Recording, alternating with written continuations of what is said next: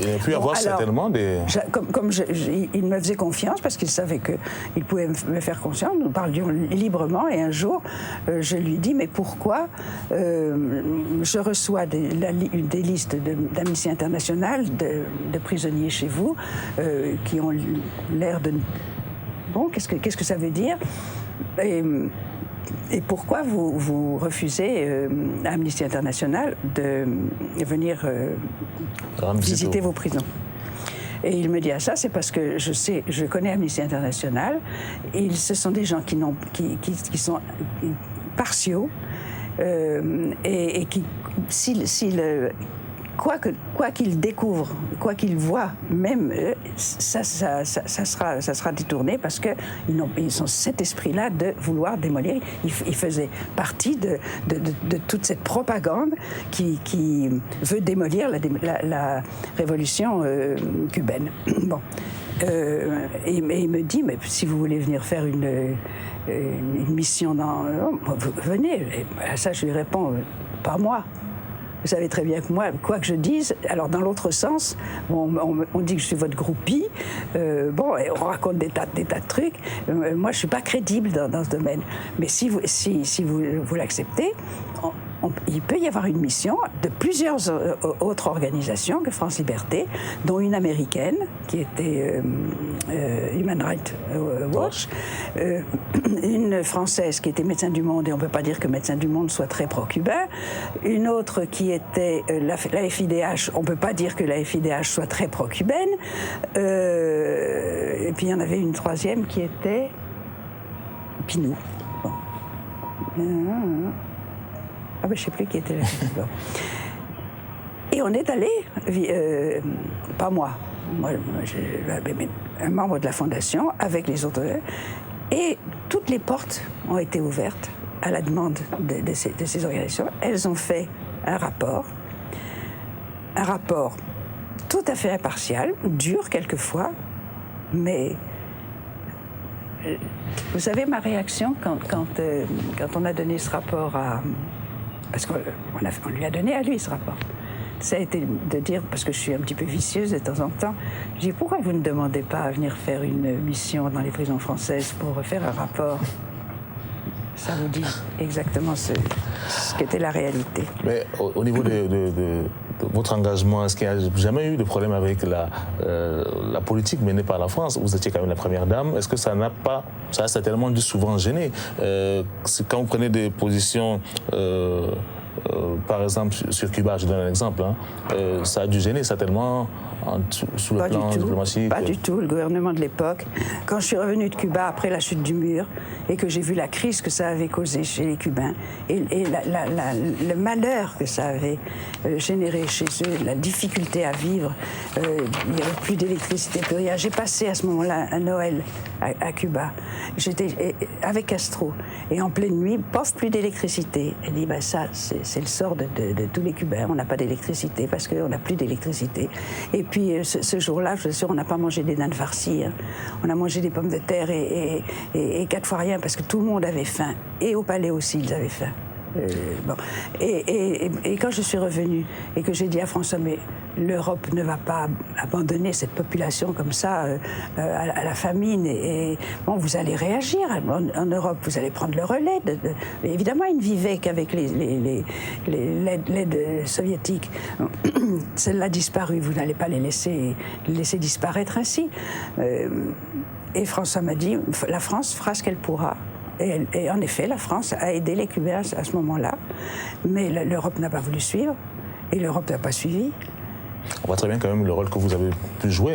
Mais je n'avais pas besoin de le jouer auprès de lui, parce que François connaissait bien Castro, et il n'avait pas besoin de moi comme intermédiaire. Il savait très bien ce qui se passait à Cuba. Est-ce que vous avez eu aussi au niveau africain, par exemple, des relations comme ça avec d'autres leaders ou bien africains? En Afrique, on a surtout fait de l'aide humanitaire et dans des conditions... non, il n'y a pas eu de problème diplomatique en Afrique, si ce n'est au Maroc, avec les Sahraouis. Là, c'est la seule fois où ça a failli être grave. Parce que notre ambassadeur voulait donner sa démission. Et en définitive, qu'est-ce que je voulais, moi, en allant rencontrer les Sahraouis. Depuis des années, la Fondation s'était toujours associée à des convois d'aide aux Sahraouis qui étaient dans des camps en Algérie. Les Sahraouis à Tindouf.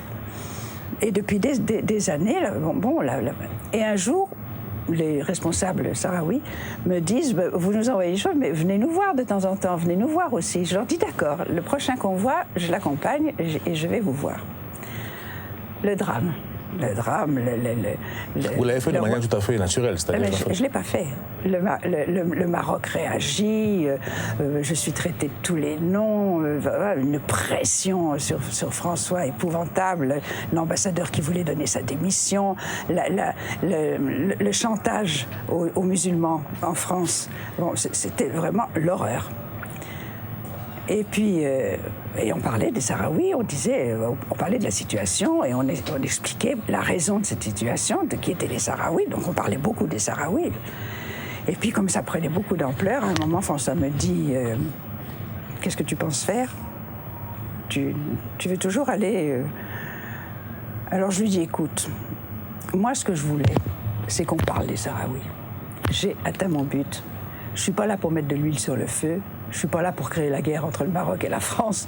Bon, donc, je ne fais pas le voyage, mais j'ai atteint mon but. Bon.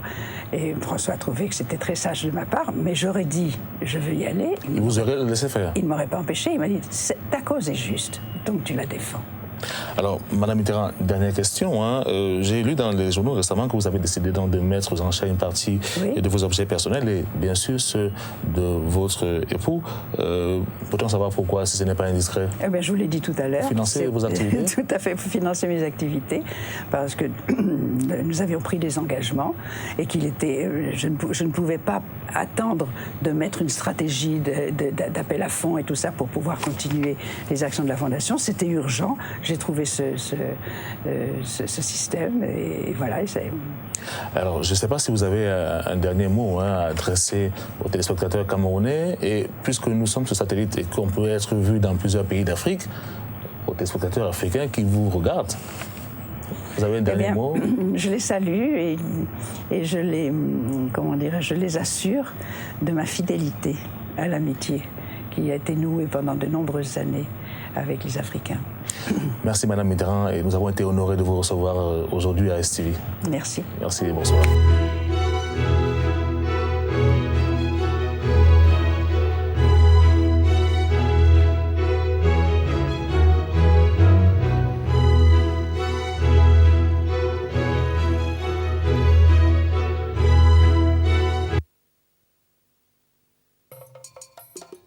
Rester à l'avant-garde.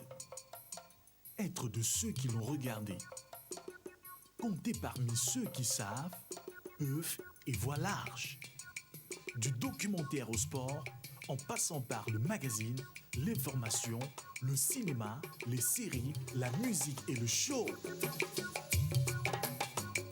Tout ce que la télévision a de plus précieux, STV vous l'apporte. STV, votre télé.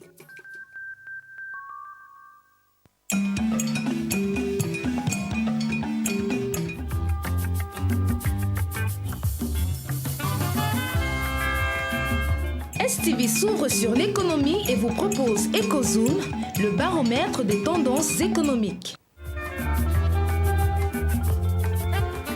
Suivez le développement des axes de l'activité économique en zone SEMAC. EcoZoom, c'est 3 rendez-vous par semaine, lundi à 11h, jeudi à 16h, vendredi à 18h sur STV2, votre télé.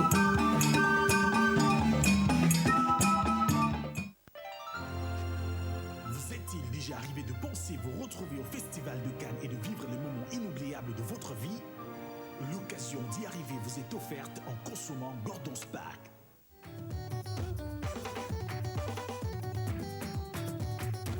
Vous pourriez avoir la chance de gagner une invitation à la soirée de rêve Gordon's Pack dans Naimovin Show et de remporter un séjour de 4 jours à Cannes pendant la période du Festival de Cannes en mai prochain.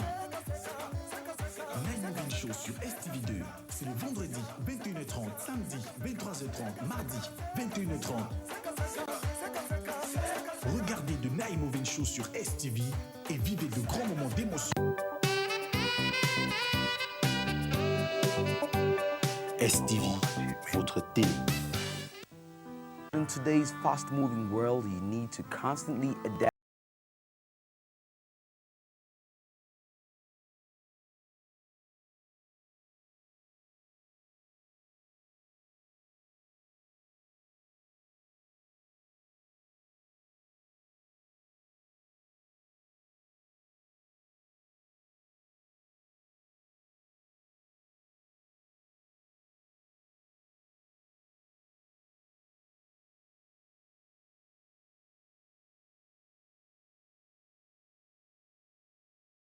New directions and dimensions in the emerging world of television in Cameroon.